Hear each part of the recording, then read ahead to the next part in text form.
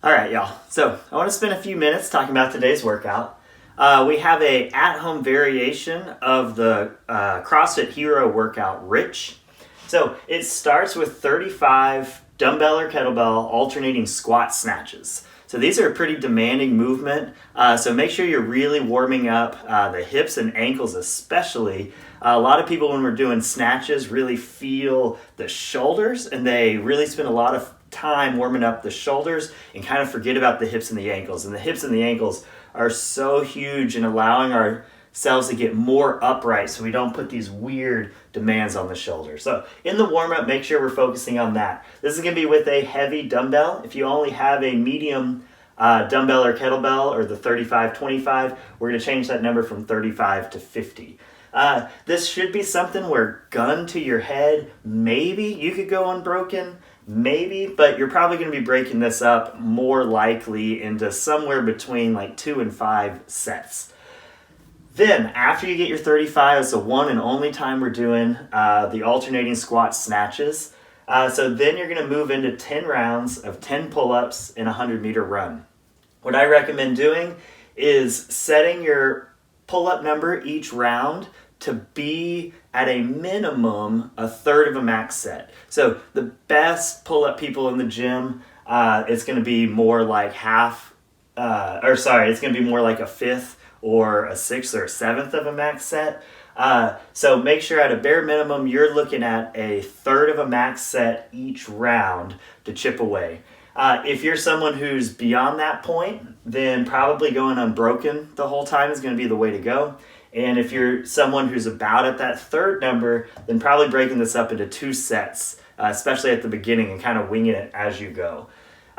So you're going to do 10 rounds, 10 pull-ups, and you're going to do a 100-meter run, just kind of bopping back and forth there. The run's not very long, so you can kind of get in the groove, and it's mainly just you figuring out how fast can you push the pace to continue either your 2 sets of 5, your 2 sets of your 30% number, or your unbrokenness, and just kind of gauging your run based on your pull-ups. Because what happens is now if you sprint a little too hard and now we're having to really break those pull-ups a lot more, that's going to eat up a lot more time than going just a hair slower here to be able to really push the pull-ups. So put that focus on the pull-ups.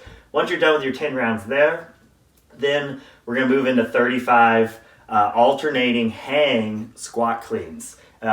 If we don't have that heavy weight, it's the same weight. We're going to do 50 with the medium. This is a much easier movement than this. So this one you're really going to have to just hammer. So let's kind of talk strategies. I think the fastest people could potentially get this done in like 12, 14 minutes or so. So I'd say throw a 22-minute cap on yourself, or just kind of expect something in that like 12 to 22-ish, low 20s range. And then I would kind of take this workout and divide it up. I know it says for time today, but I would really treat this for time and make this for intensity and technique. Those squat snatches can get a little squirrely, especially if you haven't done them a lot. So it's not worth, if you haven't really developed the technique and really have the mobility of the ankle and the upper back and the hip, it's not worth just hammering it. So I recommend just coming out, doing these as fast as you can, but putting that priority on just technique. If you have a goofy rep, take a second, make sure that next rep is good, and just keep going like that. And then when you get here, let's start going. So the other thing to consider is there's 100 pull-ups here, and usually what we see is about the 75 plus mark. We start to see skin of the hands rip a little bit, so you have to be real careful. I always have my backup plans. Am I going to go to ring rows? Am I just going to grab dumbbells and do bent over rows? So I've got my backup plans. If my hands start to feel like they're tearing, I don't wait till they tear to move on. A tear can really affect you for a couple weeks, so try and avoid that. But even though there's 100, which is on the high end, it's only 10 at a time, and you get breaks. So what I feel like happens is we tend to tear quicker and easier when our grip really gets tired and we start losing that tight position, and then our skin starts to kind of slide on the bar a little too much.